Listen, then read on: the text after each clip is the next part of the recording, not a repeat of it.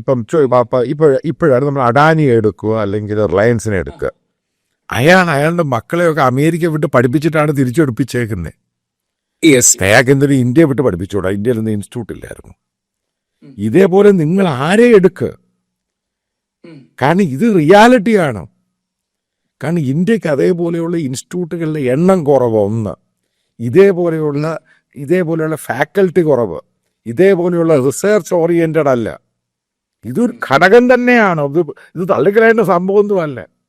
അപ്പൊ അതുകൊണ്ട് ഒരിക്കലും ഞാൻ തള്ളിക്കളയില്ല. സാറ് പറഞ്ഞ പോയിന്റ് 100% ശരിയാണ്. ഞാൻ 2 മിനിറ്റ് എടുത്ത് ഞാൻ പറഞ്ഞുതരാം എന്തുകൊണ്ടാണ്. ഇപ്പൊ നമ്മൾ നോക്കുമ്പോൾ ബ്രെയിൻ ഡ്രെയിൻ എന്ന് പറയും. നമ്മുടെ ആൾക്കാർ പറയും നമ്മുടെ നാട്ടിലെ ടെക്നോളജി തലച്ചോറ് പുറത്തൊന്നുമില്ലേ.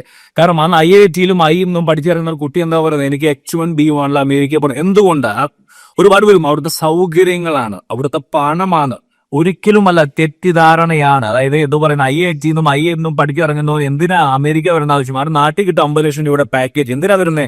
ഒറ്റ കാര്യം എന്താണെന്നറിയാവോ? അവന് ഡ്രീമുണ്ട്. എന്താണ് ഡ്രീം? സ്വന്തമായിട്ട് ബിൽഡ് ചെയ്യണം, ഒരു എക്കോസിസ്റ്റം ഉണ്ടാക്കണം. അമേരിക്കയിൽ പെർഫ്ലെക്സിറ്റി എന്ന് പറഞ്ഞ കമ്പനിയുടെ ഫൗണ്ടർ ആയിരുന്നു HMD1 മുതൽ അരവിന്ദ് ശ്രീനിവാസൻ. അരവിന്ദ് ശ്രീനിവാസൻ പേര്, അരുൺ മറ്റു പേര്, ചെന്നൈക്കാരൻ. അവരാണ് CEO. H1B1 വന്നോനാ ആ കുട്ടി 25-26. എനിക്കൊരു അസൂയ വന്നു. 26 വയസ്സുള്ള പയ്യൻ ഗൂഗിളിന് വെല്ലുന്ന കമ്പനി ഉണ്ടാക്കിയ പെർഫ്ലെക്സിറ്റി സെർച്ച് എഞ്ചിൻ. ഞാൻ പറഞ്ഞുതരാം അവൻ എങ്ങനെയാ അതിലേക്ക് വന്നതെന്നറിയോ? വർക്കിങ്ങിലും നാട്ടിൽ നിന്ന് പഠിച്ചു വന്നിട്ട് സ്റ്റാൻഫോർഡിലാണ് പഠിച്ചിരുന്ന ആ പയ്യന്റെ മെന്റർ ആയിരുന്നറിയോ? ഗൂഗിളിന്റെ ഫൗണ്ടർ ആയിരുന്നു അവന്റെ മെന്റർ. എങ്ങനെയാണെന്നറിയോ? ഇവിടുത്തെ ഓരോ എന്റർപ്രനേഴ്സും, അതായത് ഗൂഗിളിന്റെയും മൈക്രോസോഫ്റ്റിന്റെയും കോ ഫൗണ്ടേഴ്സ് ഇവിടുത്തെ കോളേജുകളിൽ പാർട്ട് ടൈമായി പഠിപ്പിക്കാൻ പോകും. എന്തിനാണെന്നറിയാവോ? പണം വാങ്ങാനും വേണ്ടിയിട്ടല്ല, പുതിയൊരു തലമുറയെ വാർത്തെടുക്കാനായിട്ട്.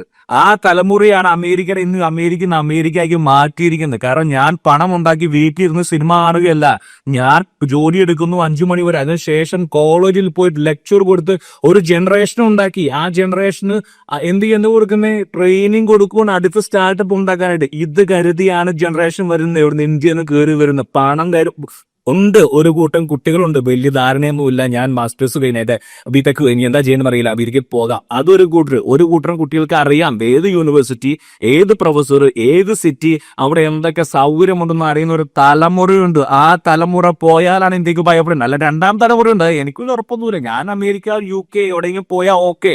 ആ തലമുറ പോയി ഇന്ത്യക്കൊന്നും സംഭവിക്കില്ല. പക്ഷെ ഫസ്റ്റ് തലമുറ പോയാൽ അതാണ് ഇന്ത്യനെ പുറകോട്ട് ആ തലമുറയെ ഇന്ത്യയെ നിർത്താനുള്ള ഒരു എക്കോസിസ്റ്റം ഇവർ ഉണ്ടാക്കിയില്ലെങ്കിൽ ഇന്ത്യ വിൽ ബി, ഞാൻ അതിനെ കൂടുതൽ പറയുന്നില്ല. കാരണം ഒരുപക്ഷെ ഒരുപാട് നെഗറ്റീവ് കമന്റ് എനിക്ക് വരും. അതുകൊണ്ട് അങ്ങനെയായിരിക്കും ഇന്ത്യ എപ്പോഴും.